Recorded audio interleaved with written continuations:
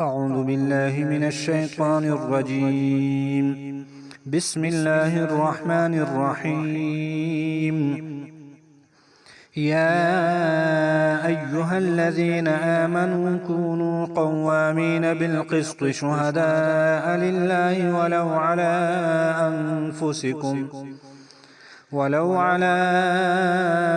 أنفسكم أو الوالدين والأقربين إن يكن غنيا أو فقيرا فالله أولى بهما فلا تتبعوا الهوى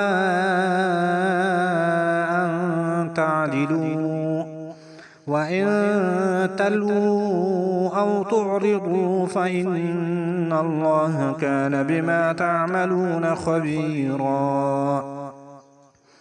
يا أيها الذين آمنوا بالله ورسوله والكتاب الذي نزل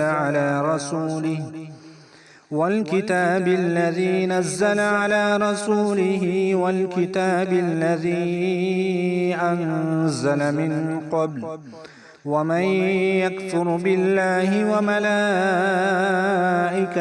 وكتبه ورسله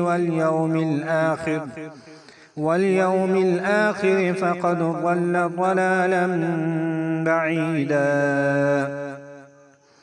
إن الذين آمنوا ثم كفروا ثم آمنوا ثم كفروا ثم ازدادوا كفرا لم يكن الله ليغفر لهم ولا ليهديهم سبيلا.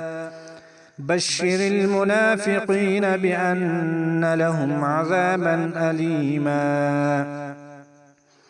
الذين يتخذون الكافرين أولياء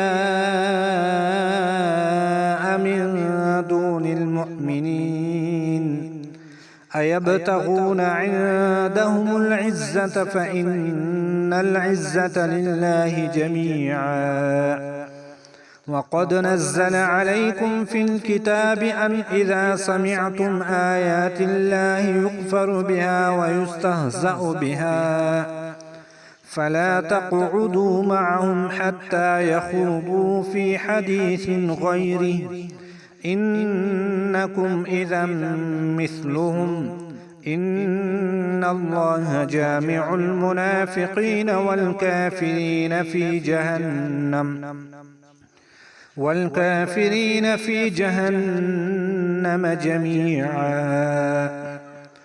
الذين يتربصون بكم فإن كان لكم فتح من الله قالوا ألم نكن معكم وإن كان للكافرين نصيب قالوا ألم نستحوذ عليكم ونمنعكم من المؤمنين فالله يحكم بينكم يوم القيامة ولن يجعل الله للكافرين على المؤمنين سبيلا.